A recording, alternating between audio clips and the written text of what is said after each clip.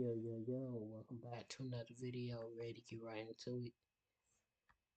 With another video. Join us now as we look at this week's edition of Smackdown, as well as the wildest news stories and rumors you need to know, including the WrestleMania Night 1 main event revealed, why Smackdown was censored, breaking news as FENIX officially signs with WWE, Brock Lesnar breaks silence on WWE return, what has really happened to Alexa Bliss? Is Randy Orton the third man? John Cena's Raw promo causes chaos backstage in WWE. Jerry the King Lawler shares a positive health update and much more. Be sure to subscribe and hit that notification bell for daily wrestling videos and follow us on Facebook for exclusive lists. Also check out our new videos on WrestleMania XL. I'm not here, brother. Hey, good.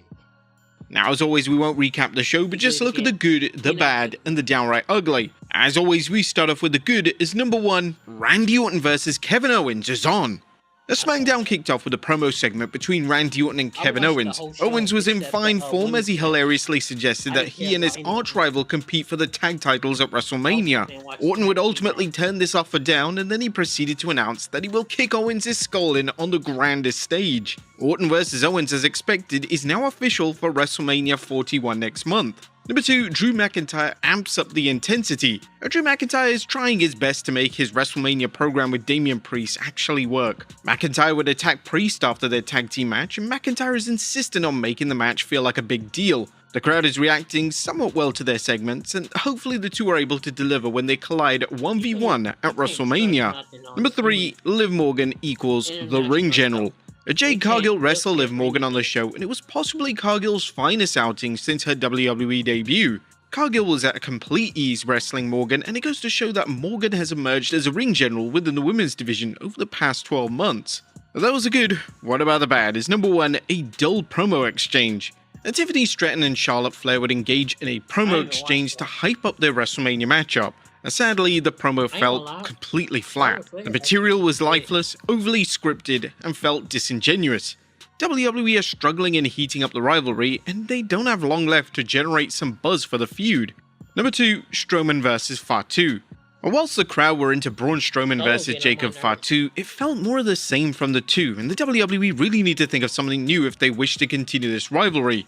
WWE are seemingly going in the direction of Fatu drifting away from Solo Sikoa, as it's clear he told him to watch his back. But the feud between Strowman and Fatu has yet to have some sense of finality. And is that it? There was a ton of pressure on Roman Reigns, CM Punk, and Seth Rollins, as well as WWE, to justify the existence of the triple threat. A triple threat at WrestleMania with 3 top names with 0 stakes is virtually unprecedented, and WWE unfortunately failed to deliver a compelling angle in the main event of the show. Now, it did look like CM Punk was about to reveal the Paul Heyman favor before chaos broke out and a brawl ensued, but the match feels like it has no real purpose, and WWE may have dropped the ball with the 3-way rivalry. Well, that was the good, the bad. What about the downright ugly? As number 1, the horrendous themes continue. As Zelina Vega would debut a new theme song prior to a match with Piper Niven, and it's possibly the worst theme on the entire roster. That's really saying something. The theme song is completely generic, and some fans believed it was a SmackDown theme song that had been played accidentally. The Street Profits also debuted a new theme, and the usually popular duo were met with utter silence, which is traditionally a sign that fans are really confused by the theme songs. WWE needs to urgently work on these atrocious theme songs, as they're clearly detrimental to several characters on the show. When your tag team champions are met with utter silence not once but twice, something needs to change. And no more 3 hours. The length of SmackDown continues to be a major issue. The show does not need 3 hours, and we still have several months left of this format. A perfect length for the show would be 2.5 hours, as the current format really isn't helping the product in any way, shape, or form. What do you guys think of the blue brand this week? Let us know in the comments down below. Now let's move on to the news. Now, first story looks at WrestleMania Night 1 main event revealed. Now, our top story today takes a look at the latest on the race to main event Night 1 of WrestleMania 41. Fans are split on what match should really main event Night 1 of the show. Night 2 has the confirmed main event of Cody Rhodes vs John Cena, whilst the battle to main event Night 1 seems to be between 2 respective triple threats, those being Roman Reigns vs CM Punk vs Seth Rollins, and Io Sky vs Bianca Belair vs Rhea Ripley. There's been a lot of fan support to see the women main event the show this year, and the recent comments from both Punk and Rollins indicate that this is WWE's plan. Punk has already declared that he's not too fussed about main eventing the show, and Punk has implied that the older he's got, the less it means for him. Additionally, now Seth Rollins has come out and said something similar.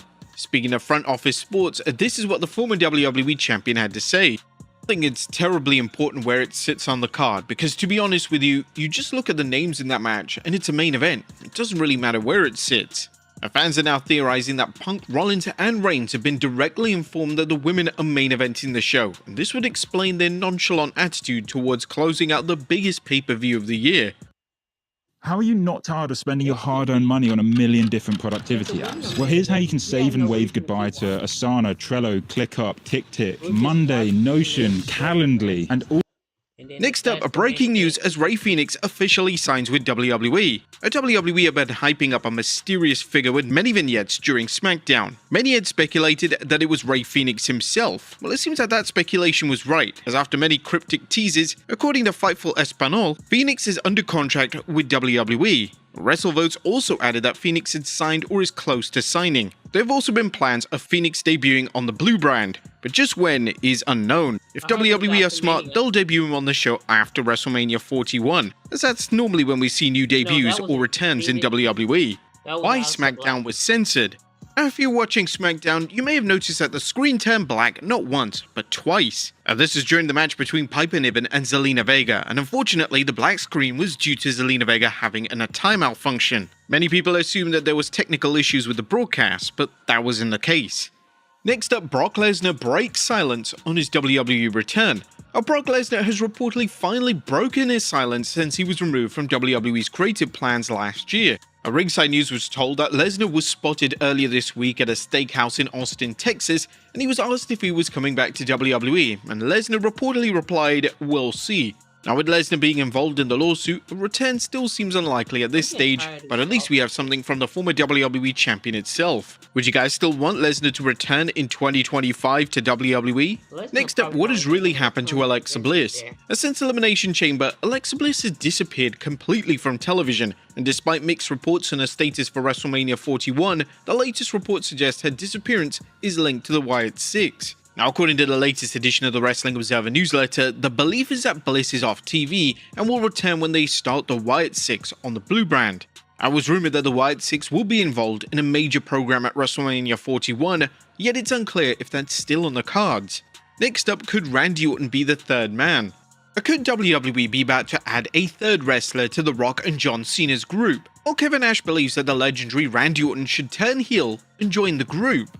This is what the WWE Hall of Famer had to say. Have Randy Orton join Cena and Rock. It would be a copycat now, but if he packaged, I don't think Travis Scott is the right guy to be out there as a third. You would have to have somebody come back. Like if you could get Steve Austin or Taker, if they had a year left in them, then you could get that. You know what I mean? Then it's a different era. It's none of the new guys, but we've all timed out. I think Randy looks amazing right now. It seems unlikely that WWE would add a new member to the group. With The Rock barely appearing at all on WWE television and Cena not working a full-time schedule, it makes a lack of sense to introduce a trio when two of the members of the group aren't even present throughout the year. It's an interesting idea, but one that would fall apart when executed on television. Next up, John Cena's Raw promo causes chaos backstage in WWE. It's been well documented this week that John Cena's promo on Raw ran long, and this led to chaos backstage.